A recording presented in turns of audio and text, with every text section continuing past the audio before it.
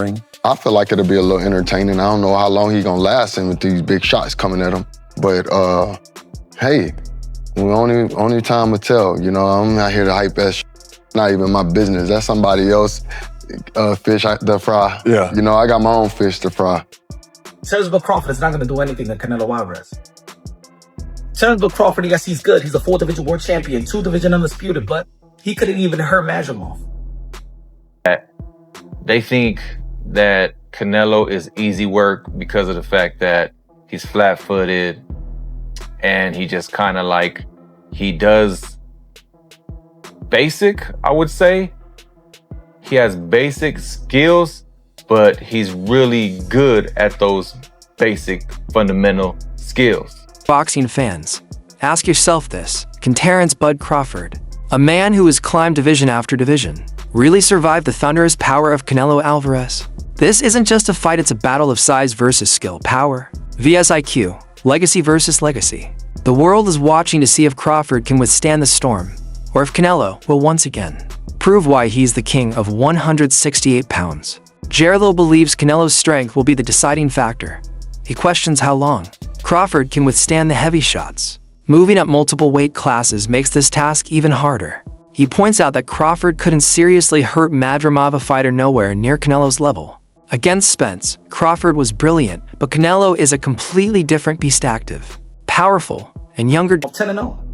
They never got in the ring with anything like a Terence Crawford. They never got in the ring with a former champion, with an elite fighter. And he couldn't hurt. He couldn't hurt Madrimov.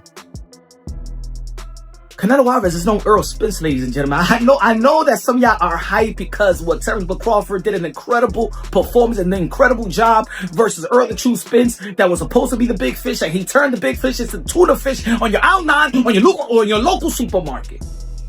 But Canelo Alvarez is not Earl Spence, my brothers. Canelo Alvarez is not Amir Khan. Canelo Alvarez is not Kell Brook. Canelo Alvarez is not Gamboa. Canelo Alvarez is not Felix Diaz. Canelo Alvarez is not Sean Porter. Canelo Alvarez is none of those guys, ladies and gentlemen. Canelo Alvarez is none of those guys. Canelo Alvarez is not the Mean Machine. Canelo Alvarez is Canelo Alvarez, regarded as one of the greats, and not just the Mexican greats. I don't like how y'all like try to put it. Oh no, he's the best Mexican, shit, because you don't want to say that he's one of the greatest that ever laced him up. Canelo Alvarez is one of the greatest that ever laced him up. Has carried the sport of boxing on his shoulder. And let me say it like this: leading up to the fight, Canelo Alvarez is more active than Terence Crawford. Canelo Alvarez is more seasoned than Canelo Alvarez is more seasoned than Terence Crawford. He's younger than Terence Crawford. He's more active than Terence Crawford. His resume is better than Terence Crawford. The people that he's fought is better than Terence Crawford. He's fought every damn style. He's fought the best Russians at the time with Kovalev. He fought the best Asian in Kazakhstan and Triple G. Canelo, because of his unmatched strength and intelligence at higher weights. He argues Crawford's win over Spence doesn't prepare him for Canelo's skill set. Canelo controls fights, has fought bigger punchers, and brings experience Crawford has never faced before. You've got to sway towards Canelo. Crawford's gonna have to, move up, and I knew when I bought Golovkin, there's a big difference, especially with someone that, fighting a middleweight, a mediocre world champion's okay, but when you're fighting someone like, Canelo or Golovkin, it's a different kettle of fish, I have to lean towards Canelo, but Crawford's very, very, very good. You think Crawford's still got the legs? Obviously, he's very much got great IQ in the ring, but he's very much a good mover as well. Do you feel like he's still got the legs to be maybe out-moving Canelo if he needs to? Well, I don't know. I think when we look back at Mayweather when he beat Canelo, he's a mover. Crawford's not really like Mayweather in that aspect. It's like he's more, he kind of sets his feet and he's cute with how he approaches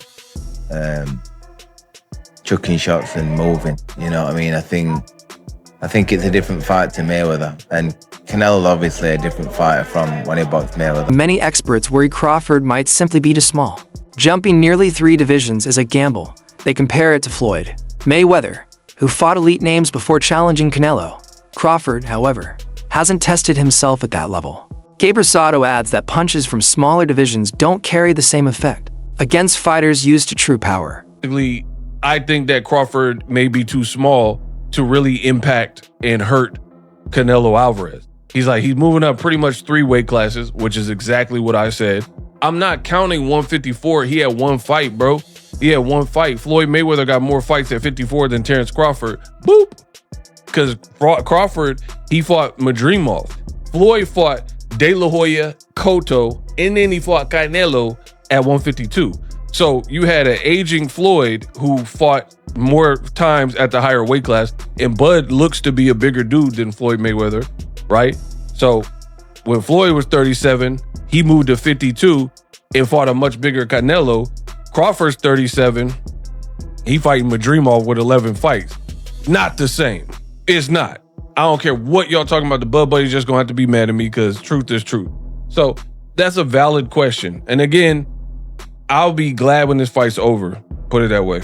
I don't care who wins. May the best man win. I hope it's a double knockout. I already told y'all.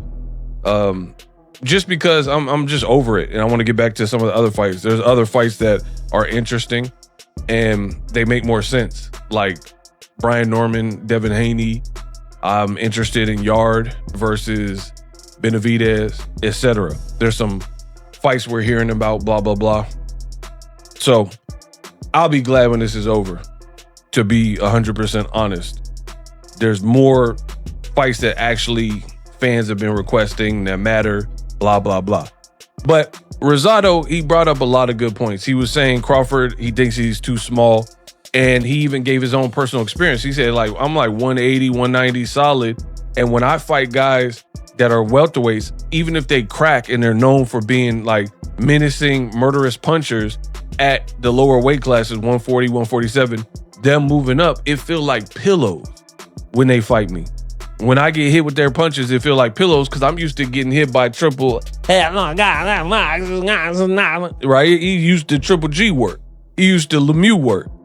So to me, this is kind of common sense, but common sense ain't that common, right? Can Crawford take Canelo's punches?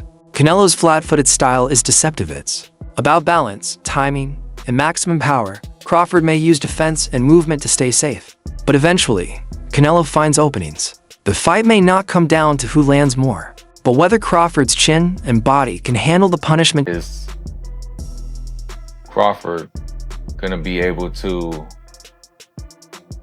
take Canelo's punches? And is Canelo gonna be skilled enough to not keep on getting banged up by Crawford and his craftiness? It's the battle of two greats, you know what I mean? So I believe that Canelo, you really see him, when you see him fight, he almost got a one way of style, and it works for him. He likes to get in there and bang you up. He likes to throw hard punches. He likes to break you down. He likes to hit you everywhere. You're gonna hit in your body, your arms, the forehead, the ear, the neck. Wherever he can land a good one, he's gonna land it, and that usually breaks him down. So with some fighters, I see is that they think that Canelo is easy work because of the fact that he's flat-footed and he just kind of he does basic, I would say. He has basic skills, but he's really good at those basic fundamental skills. He does everything almost perfect. But yeah, he's flat-footed, but you got to realize that he also has hell of a head movement and body movement. He understands and he's perfected that rolling with the punch thing. Crawford's camp insists he's sharper than ever. His speed, reflexes, and conditioning look even better than when he destroyed Errol Spence. Training partners say he's in the best form of his career, and that confidence could be the X factor. Sharper than ever, more dangerous than ever, and most importantly, he looks like the greatest version of himself. Now, can we actually believe this? Can Terence but Crawford at nearly 39 years old, with him being inactive, with him being heavier than ever, is it possible that the man will actually look better than ever? Now, let's think about it, ladies and gentlemen. When you're talking about someone like Terence Bud Crawford or Canelo Alvarez, you're talking about the elite of the elite. And if I'm gonna be honest, Terence Bud Crawford, when he fought Errol Spence, in my opinion, in all my years of watching combat sports, I'm a MMA guy turned into boxing. But I have never, ever, ever in my life watched an elite championship fight and had my jaw absolutely drop to the floor with the greatness that I witnessed. And that is the only way to describe what Terence Bud Crawford did versus Errol Spence. In my opinion, that was the greatest performance in our lifetime. I mean, I can't go back to the old days. I'm not a historian. But as far as I'm concerned, that was the greatest performance I have ever seen in my life. And especially to who he did it to, Errol Spence. Dangerous southpaw at the time. I believe he was pound for pound number 3. And Terence Bud Crawford absolutely annihilated him. Kelly Pavlik suggests Crawford must control the early rounds. He needs to force Canelo to move, throw, and work harder.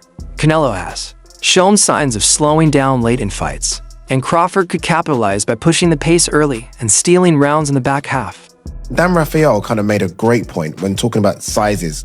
Because he said, if you look at them two together now, they look the same size. He said, people have got the idea of the size thing wrong.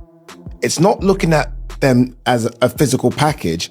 It's who has absorbed the bigger shots in the weight division. And it was good. It was a very good point. He was like, Canelo has been hit by light heavyweights and super middleweights for the best part of a decade. Basically. He's so used to taking those shots. Whereas Crawford hasn't. Crawford's been hit by 140 guys and 147 guys for the best part of a decade. Yeah. What's Crawford going to be like? So basically, trying to say, Canelo could easily absorb Crawford shots. Can Crawford easily absorb Canelo's punches? If you're taking shots from Triple G, Sergey Kovalev, Dimitri Bivol, and you're staying on your feet, not getting hurt, not even getting wobbled, just literally shaking it off. Yeah. You can take Terence Crawford shots. 100%. Right. Canelo has already fought smaller men moving up. Mayweather, Khan, Cotto, and adapted to their speed. He knows how to handle shots from smaller fighters. Crawford, on the other hand, has never faced someone with Canelo's natural size and strength. This experience gap could be a huge advantage for the Mexican superstar. 9. Will Crawford's skill and hunger be enough to shock the world? Or will Canelo's power and experience prove too much for even the best technician in boxing today? September 13th isn't just another fight, it's a career-defining war. Drop your predictions in the comments, Crawford or Canelo. That's it for today's breakdown. Stay tuned for more updates on this historic showdown.